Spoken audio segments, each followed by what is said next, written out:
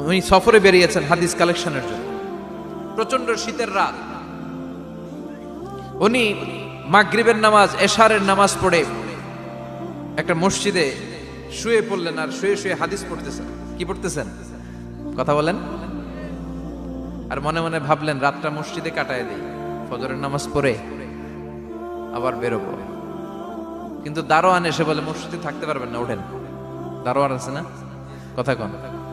আহমদ ইবনে হাম্বল বললেন আমি শুধু রাতটা থাকতে চাই, আমি তো ফজরেরও মুসল্লি, ফজর নামাজ পড়বো তো এই মসজিদে, আমার থাকতে দাও। দারোয়ান তো দেয় না, কেনা মসজিদে থাকার জায়গা না, যান মিয়া।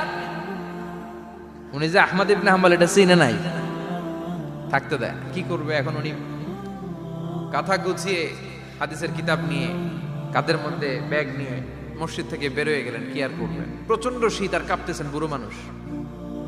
পথিমধ্যে দেখলেন বাজার, বাজার একজন খাব্বাজ, শাবুন খাব্বাজ, যুবক রুটি বিক্রেতা। সে রুটি বিক্রি করে, চুলার মধ্যে রুটি সেকে। সে যে সালাম দিল আসসালামু আলাইকুম, যুবক বলে ওয়ালাইকুম আসসালাম। আহমদ ইবনে হাম্বল বলে যুবক আমার যাওয়ার জায়গা নেই, সফরে বেরিয়েছি, খুব শীতে কষ্ট পাচ্ছি, রাতে যদি তোমার এই চুলা থেকে একটু আগুন পোহাই কোনো সমস্যা?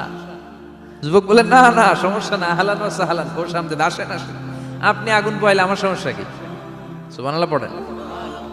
আল্লাহ শুকরিয়া করে উনি বসলেন আর আগুন পোহাচ্ছেন। আর খেয়াল করলেন যুবক রুটি বানায় আর পরে আস্তাগফিরুল্লাহ, রুটির দলা বানায় পরে আস্তাগফিরুল্লাহ, খামির বানায় আর পরে আস্তাগফিরুল্লাহ, রুটি নিয়ে উনুনের ভিতরে চুলার ভিতরে সেকা দেয় আর পরে আস্তাগফিরুল্লাহ, দোকানদারের কাছে কেউ আসলেই সে রুটি দেয় আর পরে আস্তাগফিরুল্লাহ, ক্রেতার কাছ থেকে টাকা নিয়ে ক্যাশ বক্সে রাখে আর কি পড়ে, আবার রুটি বানানো শুরু করে আর কি পড়ে, খালি এইটাই পড়তেছে। ইমাম আহমদ ইবনে হাম্বল তো আবার কিরে, এটা আবার কেমন যুবক, খালি আস্তাগফিরুল্লাহ। উনি প্রশ্ন করলেন যুবক ঘটনা কি? আসার পর থেকেই তোমার দেখতেছি তুমি রুটি বানাও, রুটি বিক্রি করো আর পড়ো আস্তাগফিরুল্লাহ, মালাকা ইয়া শাবাব। যুবক বলে আস্তাগফিরুল্লাহ আমার সবচেয়ে বেশি পছন্দের আমল, আমি সব সময় আঠার মতো ইস্তেগফারের সাথে লেগে থাকি আর সব সময় পড়তে থাকি আস্তাগফিরুল্লাহ, আর এর বদৌলতে আল্লাহ আমারে মুস্তাজাবুদ দাওয়া বানিয়ে দিয়েছে। আহমদ ইবনে হাম্বল তো অবাক, আনতা মুস্তাজাবুদ দাওয়া,